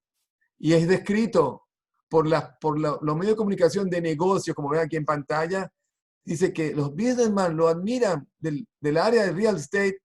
Los que han hecho negocio con él dicen, frecuentemente lo describen as one who is nice to do business with. Le da gusto, es bonito hacer negocio con él. Una persona educada, una persona, negocios billonarios. Vean aquí, por ejemplo, después que ya alcanzó la cima a nivel de real estate, uno de sus abogados le aconsejó también meterse en el área de nursing home, de asilos de ancianos. Bueno, y ahí invirtieron 1.4 billones de dólares. Ruby Shron no fue a ninguna universidad, que yo sepa. Si ustedes lo ven, lo confundirían con el rabino de la comunidad. Dice la Mishnah en Kiddushin, dice que Rabbi Meir dijo que una persona debe enseñar a su hijo una profesión limpia y sencilla. Y saber en definitiva que el éxito de la Parnasá viene de Hashem Yitbaraj. No importa qué profesión tenga, no importa. Si una persona realmente cree que Hashem creó el mundo, como sabemos, no creemos, sabemos, Hashem te dice la Torah, la Parnasá se fija cuando, una vez al año, Rosh Hashanah. La Parnasá la fija Hashem. Quiere hacer tu ishtadlut, tu esfuerzo, bienvenido. Ahora, con respecto a las preguntas que nos reunió el día de hoy, ya para responderla en forma rápida, no yo, ustedes, La Torá y la ciencia se contradicen, ya vimos que no solo que no se contradicen, lo hemos visto muchas veces, sino que la Torá se adelanta a la ciencia. La ciencia real, no la de esos científicos que un 33% cheat, que hacen trampa, como vimos anteriormente, o como médicos, 40 y pico % que no reportan errores serios que ven de sus colegas y causan cientos de miles de muertos por esos errores anualmente en un solo país en Estados Unidos. No, la ciencia real. La ciencia real es otra descripción de lo que Hashem creó en el mundo. ¿Sí? La Torá prohíbe el estudio de la ciencia, pero si la ciencia es parte de la Torá. La Torá estimula a no trabajar. ¿Quién dijo eso? No, vimos aquí la Mishnah dice claramente, dijo Rabbi Meir, una persona debe enseñarle a su hijo una profesión limpia y sencilla. Hay varias alternativas y cada quien tiene que entender que debe ir a su Rab, asesorarse. La Torá dice, Pirkei Avot, hacele Rab y sale minasafek. Tienes un Rab y sal de tu duda, consultar cada uno de sus casos. Y Baruch Hashem, hay varias alternativas, pero si envío a mis hijos a una institución superior de estudio académicamente superior, yo me encargo de religión, vimos que eso no funciona. Con el paso de los años, después que le laven realmente el cerebro, se lo ensucien más que lavarlo, y le hablen de evolución, y le hablen un montón de cosas que son falsas científicamente, bajo lo que llamamos ciencia experimental, son falsas, como hemos mostrado. Él va a ser muy confundido. Y si le dicen lo que dijo este señor, que no quiero mencionar su nombre, en las universidades, que la necesidad del sexo es tan importante, y, ojo, no quise que el sexo sea tabú ante la Torá, al contrario, pero tiene su lugar. No a un joven que aún no se ha casado, por ejemplo, en una fraternidad compartiendo sin entrar en detalle. Yoshua en Parajía dice en Pirkei Avot, hacele Rab, cada quien consulta con su Rab y ve. Sí, por supuesto que la educación preescolar y la escolar, cuando se está formando ese niño, llevar a un lugar secular, Hashem Mishmerenu. ¿Qué ocurre después de los años? No, es que yo todavía estoy empezando, es mucho para mí, yo no. Cuando pasan los años, la persona se acerca más y crece en Torah, se da cuenta que ya ahora es tarde. Ahora sí me di cuenta que hacía falta hacer eso, pero ahora mi hijo me dice, no, papi, tú ya tuviste la fiesta, ahora le quiero tener yo, y es bien difícil. Es tan típico recibir una llamada. Una oportunidad me llamaron para que hiciera como de mago en el cumpleaños. Me llevaron de sorpresa para que en un cumpleaños pudieras dar una especie de seminario a los hijos y a los amigos. Baruch Hashem, tengo 2 casos, recuerdo, uno fue ese. Hoy en día es un Bentorá, pero es muy difícil a esa edad. A un teenager que ya se le metió todo eso en la cabeza, sobre todo la parte de inmoralidad, o la parte barminan de la droga que causa la adicción, es muy difícil, porque ya la persona no puede ver con un vidrio limpio la realidad. Y a veces, aunque le enseñes la realidad de la Torá, simplemente está viciado y su deseo, su tabá es tan fuerte que no puede luchar con ella. Y entonces el padre sufre las consecuencias. Entonces, educación preescolar y escolar seguro. ¿Qué hacer después? Bueno, cada quien tiene un Rab y cada quien consulta con su Rab.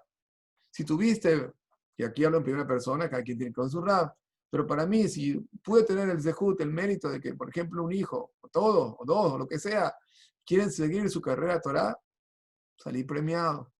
Hay 7.000 millones de habitantes en el planeta Tierra. ¿A quién no le gustaría trabajar para la Casa Blanca? No la Casa Blanca de Estados Unidos, la Casa Blanca del mundo, del creador del mundo. Se han escogido entre 7.000 millones. No hay muchos estudiantes de Torah. Entre el pueblo yudí, 14 millones que representan menos del 0.02% de la población mundial. ¿Cuántos saben de Torah? ¿Cuántos? 2, 3 millones. Alevay. ¿Y cuántos ellos saben de Gemara o saben en profundidad? ¿Cuánto? Muy poco. ¿No vale la pena ser uno de ellos? ¿Acaso es aburrido? ¿Acaso no es real? ¿Acaso no puede ser más interesante que cualquier otra cosa que enseñen en un lugar secular como hemos visto? Seguro que no. Y aparte hay muchas ramas dentro del mundo de Torah. Puede ser un revi, puede ser un rab de comunidad que tanto te falta. Pero no quiere decir que todos tengan que caer allá. No, no quieres caer allá. Está bien. No, tienes que trabajar. Para mí es importante. Está bien. Si fuese ese el caso, después de consultar y por alguna razón, o el niño no tiene la paciencia de seguir estudiando Torah en una educación superior, ok, está bien. No tiene por qué caer en un lugar no limpio, por no decir otra palabra, como vimos antes. Cuando no es necesario, cuando hay carreras muy prácticas, hoy en día está online.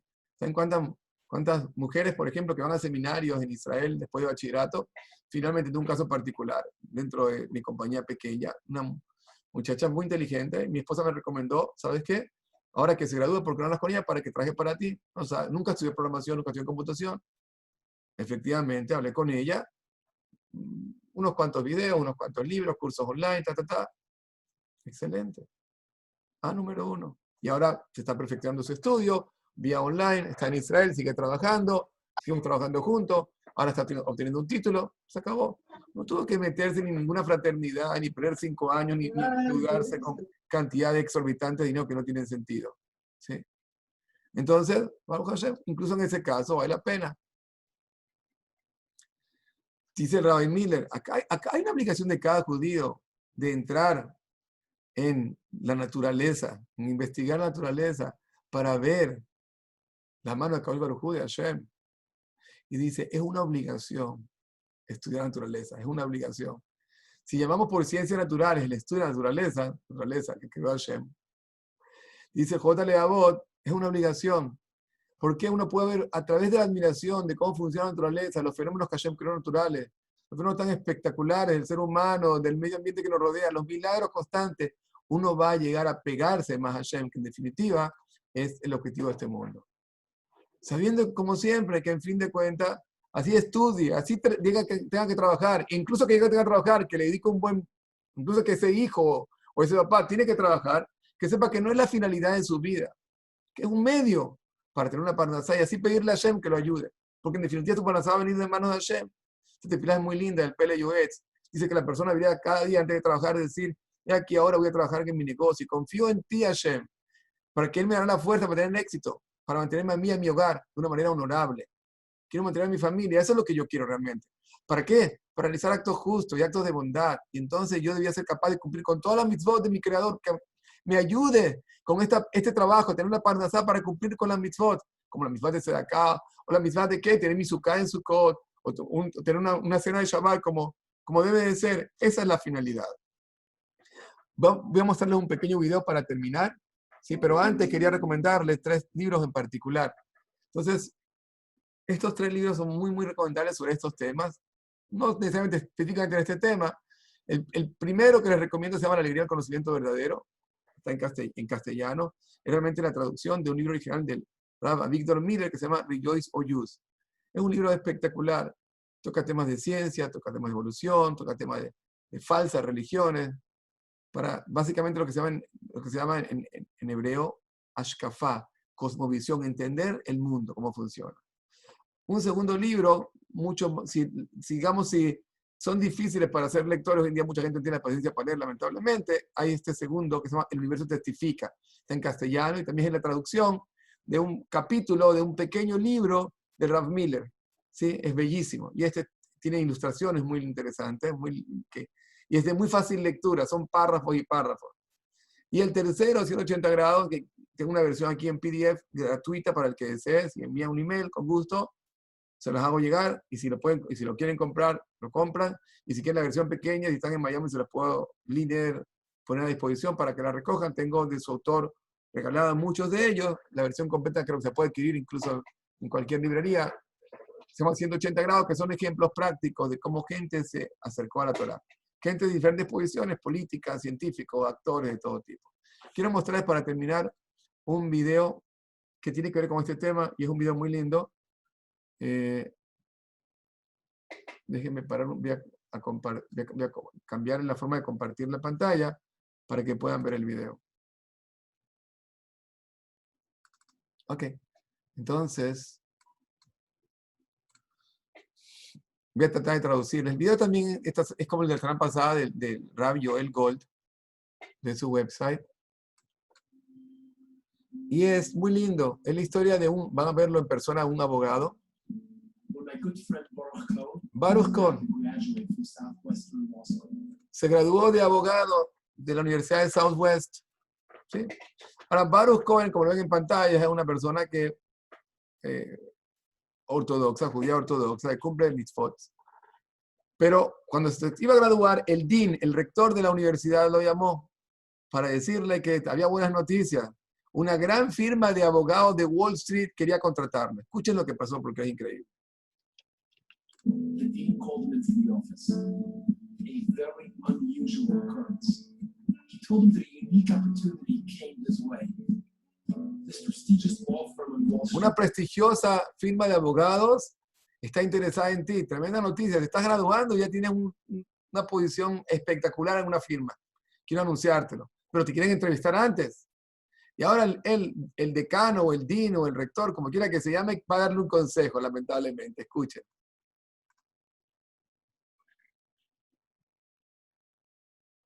Perdón. Escuchen el consejo que le va a dar. And they were sending someone down to interview him. The dean says to me, look, I've said, we welcome all students. Él mismo está contando hoy en día, ya es mayor, obviamente, lo que le pasó. El dean le dijo, el rector, el director le dijo, mira, quiero decirte algo antes que vayas a la entrevista, tienes mucha suerte. Le dijo, para que no hubiera problema, tú sabes que nosotros damos la bienvenida, aceptamos con paso abierto a cualquier estudiante. Quiso decirle en otras palabras, judío, no judío, religioso, con una kippah como tú, con los tzitzit por fuera, no hay problema. Pero te quiero dar un consejo cuando vaya a la entrevista.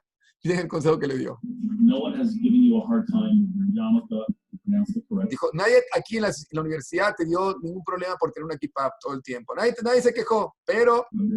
And those strings coming out of your pants. Y tampoco por esos strings, esas cuerdas que van por tus pantalones, los tzitzits. Nadie te ha hecho nada. Yo te lo respeto. Pero te quiero dar un consejo antes que vayas a la entrevista. But, perhaps Pero tal you vez might want to consider taking off your yarmulke debas considerar quitarte la kippah for purposes of para cuando vayas a esta entrevista. No voy a hacer que vayas a perderla.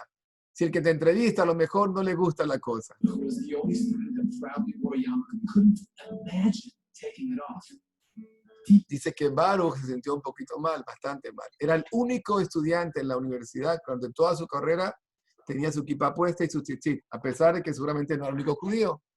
Y ahora le estaban dando ese consejo, pero por otro lado él estaba muy emocionado, un joven, se va a graduar, una oportunidad espectacular, una tremenda firma de abogados de Wall Street, y le están dando un tip. Cuidado, te aconsejo que te quites la kippah para la entrevista. Down, he felt like he was betraying himself. Pero si hago eso, él pensó, estoy engañándome, estoy He traicionándome. was desperately trying to silence the inner voice that was telling him Pero por otro lado, tenía una voz interna, tenía el Yetzer Hatov y el Yetzer Hara. that he shouldn't be doing. ¿Qué hago? ¿Lo hago o no lo hago? No importa, hazlo, para que agarres el trabajo, después te la vuelves a poner. Si te aconsejaron eso, no importa, tú. ¿Qué hago? But for the sake of his career and his future, Baruch put on a confident front and went into the interview with Daniel. Pero lamentablemente, la vocecita interna le ganó y él se convenció, dijo, aunque nunca lo he hecho en mi vida, esta es una oportunidad única. Voy a ir a la reunión sin la kippah. Y cosa que nunca había hecho. Se la quitó. Miren lo que pasó porque es increíble. And I was in for the shock of my Lo va a decir él. Para que no se dan cuenta, él mismo lo va a decir, ya retroceder. Él va a decir, nada más que abrí la puerta a la entrevista y fue el shock de mi carrera, de mi vida. and I was Escuchen. in for the shock of my life when I took one glance at him. The first thing that I noticed was this big Cuando lo vi, me quedé en shock, porque lo primero que vi de la persona de esta firma que me va a entrevistar, lo primero que vi fue una kippah que tenía encima grandísima, negra, de terciopelo, black velvet yarmulke. grandísima, It was a Super Bowl yarmulke. de esas grandes, Super Bowl. And I also noticed his payas Y no solamente eso, tenía hasta peyot, dos peyot bien puestas, arregladas hacia atrás, were neatly pulled. todas bien arregladas, peyot y kippah. Me, Lo ve a él y escuchen lo que le va a decir. Esto es una enseñanza muy grande para la vida. Él estaba entrando sin su kippah, primera vez que se la quitó. Pensó que así le iba a ir mejor en la Parnasá. Miren lo que le dijo la persona. Va a la entrevista de trabajo. Escuchen, por favor. and his first question was, "Where's your yarmulke?" Primera pregunta que le hizo. ¿Dónde está tu yarmulke? ¿Dónde está tu kippah? ¡Wow! Entrevista de trabajo. Primera entrevista. Primera pregunta. ¿Dónde está tu kippah? Le preguntan. Baruch was so humiliated. Se sentía humillado con lo que había hecho. I couldn't speak. Se le cortó el habla, no podía hablar. Slur notions with his head. Muchas emociones raras por su cabeza. Visible disapproval to me. Ya lo vio como desaprobándolo, como que este puesto no es para ti. Pero van a ver por qué. Escuchen lo que le dijo ahora. ¿Cuál es el motivo que lo escogieron a él? The man continued and he said, "Do you know why we were interested in you?" ¿Sabes por qué estábamos interesados en ti? Obviamente, vieron su resumen, sus notas, un buen alumno, pero ¿qué te hacía especial para entrar en esta tremenda firma? Escuchen, We heard that you were the only student to courageously wear his yarmulke for 4 years across them. vimos que tú eras el único estudiante que tenía el coraje en 4 años de carrera, en una universidad donde nadie más lo hace, ir con tu kipá. ¿Y qué pensaron en base a eso? He said, "You're not cut out for this firm. Dijeron, tú no sirves para esta firma. ¿Por qué? Miren por qué le va a decir. Estamos buscando This is a firm of leaders, not a firm of followers." no es porque por religión o nada, le dijo, esta es una firma, una compañía de líderes, no de seguidores, no de gente que simplemente siga al otro como en el rebaño. Líderes. Vimos en ti un buen estudiante que tenía coraje, líder, wow, queremos a alguien así. Vienes a la entrevista y vimos que no eres el líder. Pensaste que te convenía más ser lo que tú realmente no eres. No hay más nada que hablar, terminó la entrevista. Perdió la oportunidad de su vida.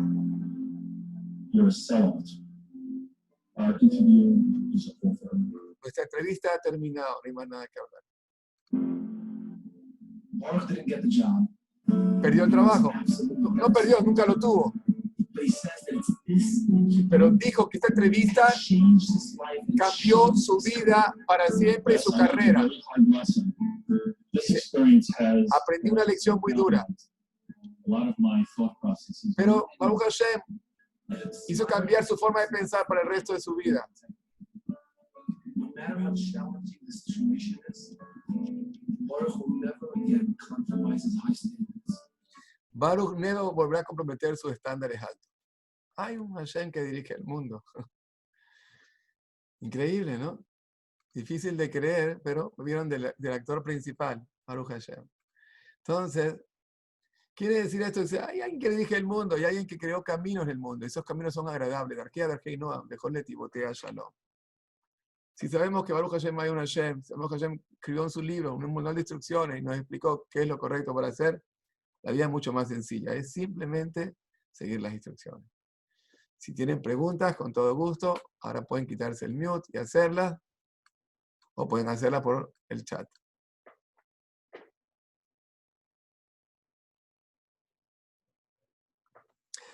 Hacen preguntas en cuanto a enfermedades, si la Torá habla de enfermedades psiquiátricas.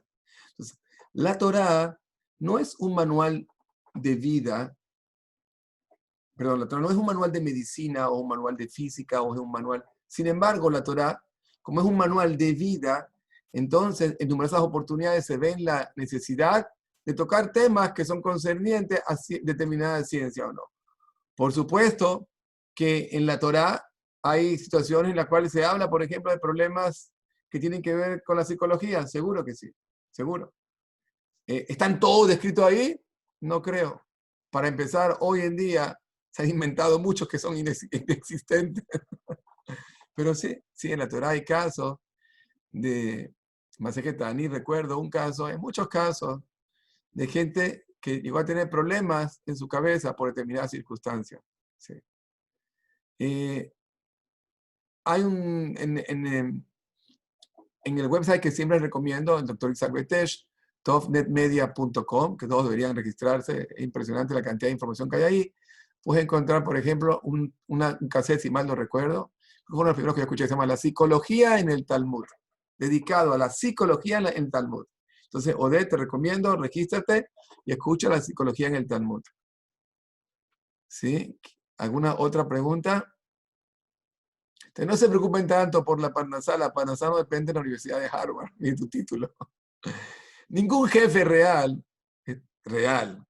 está pensando al entrevistar a su alumno. Puede ser que te ayude a conseguir la entrevista, pero si es una compañía seria, quién sabe lo que tú vales. Seguro que hay compañías grandísimas en las cuales el título va a super ayudarte y en muchas de ellas te van a engavetar, te van a arrinconar, no para que te desarrolles, sino para que simplemente seas uno más de ese mundo grande. Y si Baruch Hashem tienes el gusto tienes el sejut y el mérito, dedicar una vida de estudio superior de Torah, con Sheken, les abdil sin comparación, pero a mí a veces me molesta.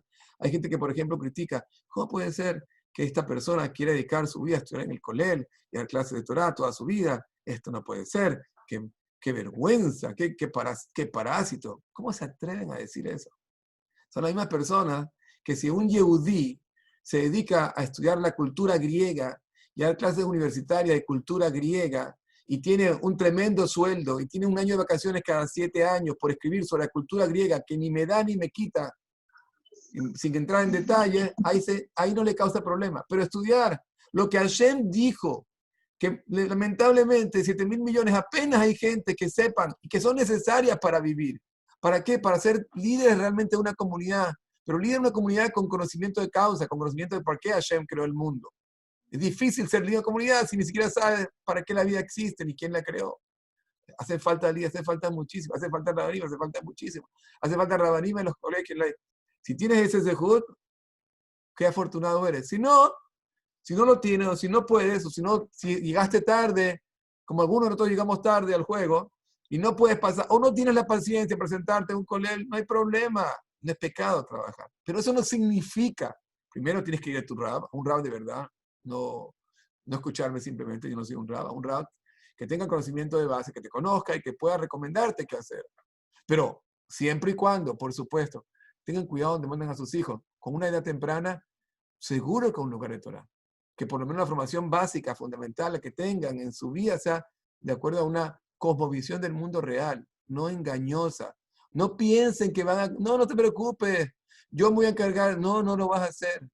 La convivencia con seres que piensan que descienden de simios durante tantos años, lamentablemente va a ayudar a que se comporten como simios en una gran cantidad de los casos. Una gran cantidad.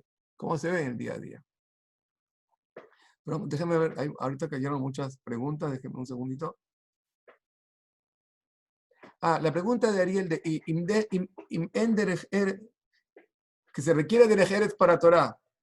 Bueno, no hay ningún problema. ¿Quién dijo que Derech Eretz significa ir a la universidad tal y cual y meterme en la fraternidad alfa, beta y hacer cualquier cantidad de tonterías en mi vida? No, Derech Eretz, ¿quieres una profesión?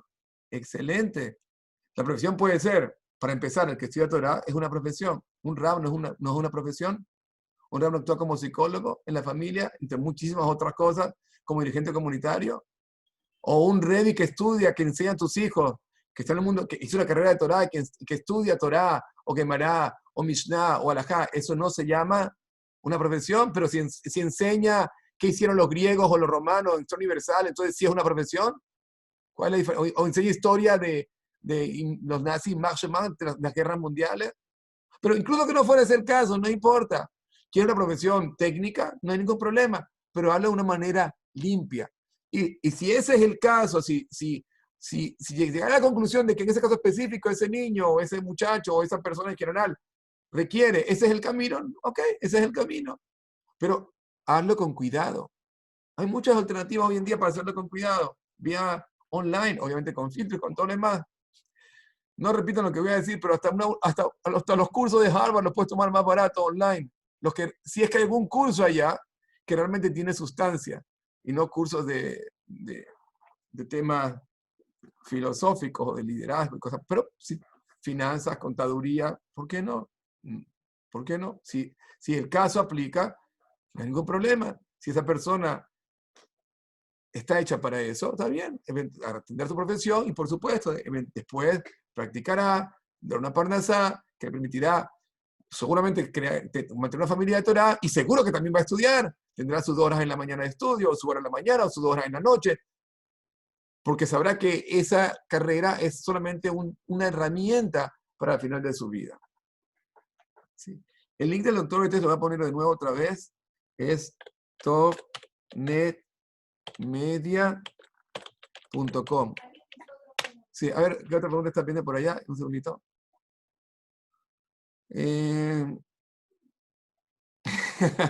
Nelson, eso de que la cura de la rabia se puede comer hígado de perro, realmente, si escuchas la clase de medicina de Torah donde el doctor Betech habla en detalle, yo apenas mencioné, vas a ver en detalle a qué se refiere. Lo que se refiere es que el mismo ser que ya está, entre comillas, contaminado con ese agente infeccioso, ese agente infeccioso puede estimular a una persona que aún no está contaminada que genere anticuerpos. El principio de la vacuna, ¿qué es? Es el mismo virus, por ejemplo, atenuado en algunos tipos de vacunas. Hay otros tipos de vacunas hoy en día, pero es el virus atenuado. Entonces, ahí vas a ver en detalle. Es más, no quise mencionarlo porque no quisiera mentir si no es cierto, porque no sé si fuera suficiente de que Pasteur obtuvo la información, y esto lo digo entre paréntesis, cuidándome, no quiero decir que sea 100%, creo que sí es, pero no tengo en este momento el conocimiento mío, es mi ignorancia para decirlo a ciencia abierta, de que Pasteur realmente obtuvo esa información de Yehudim con Torah y Mitzvot que tenían ese conocimiento del Talmud. Puede ser. Dice, en caso de que un niño quiera estudiar en la universidad, recomendaría lógicamente de Israel. Ok. Entonces yo recomendaría lo siguiente, hay que tener cuidado. Muchos de esos centros seculares religiosos no estudian ni la carrera ni la Torah. Entonces hay que tener mucho cuidado, hay que tener un rab al lado que te guíe, porque hay instituciones que me consta, no son ni universidades ni son yeshivot, y tienen nombres que confunden. Hay que tener mucho cuidado. De nuevo, esto es 1 a 1 y con una persona que conozca a la familia, conozca al niño y que vea la alternativa. Pero lo que está fuera de duda es que la educación básica tiene que ser un lugar de Torah. Preescolar, escolar, bachillerato, seguro. No se preocupen. Baruch Hashem hoy en día, si sus preocupaciones son las matemáticas, no importa, hay instituciones muy buenas de matemáticas, no hay ningún problema. No sé qué tanto de utilizar, afuera de sumar, multiplicar, dividir y unas cuantas ecuaciones, que seguro lo vas a ver. Pero en todo caso, no se preocupen, porque después, cuando llega el otro momento, Hashem me ayuda, ya el niño tiene una idea básica de Torah, más que básica, entonces puede ver, a lo mejor quiere pasar un año en la yeshiva superior o 2 años en Israel. En América acostumbran mucho, por ejemplo, primero, incluso el que va a estudiar una carrera, entre comillas, primero tuvo toda su educación en instituciones de Torah, después se casa primero, que tiene una familia y es sólido, no está débil.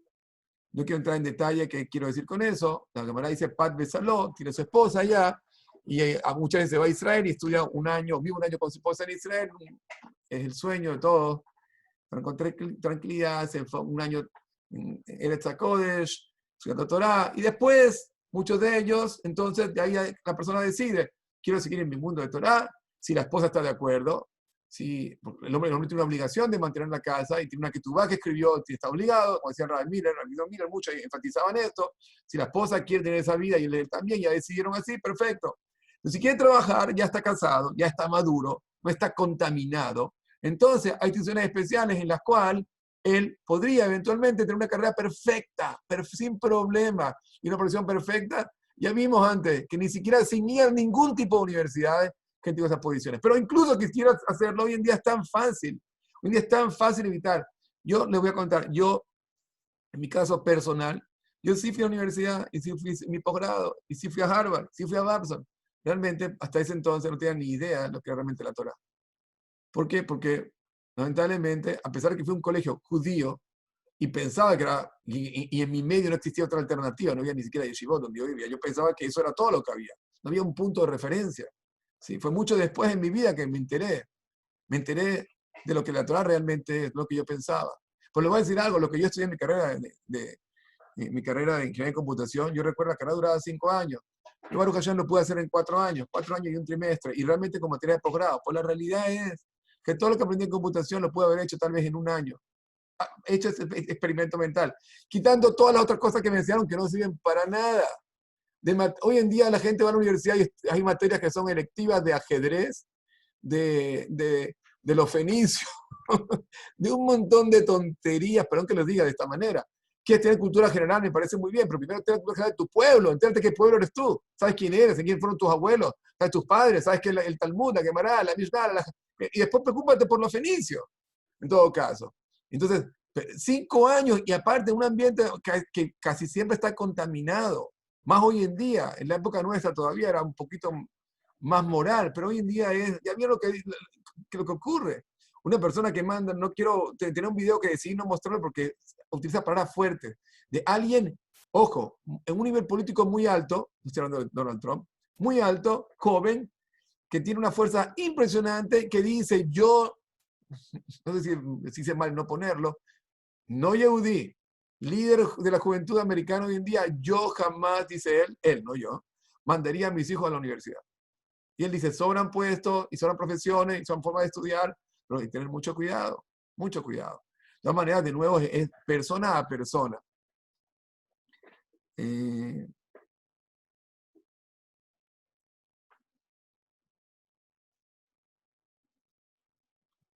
Uy, hicieron tantas cosas que no sé a cuál contestar.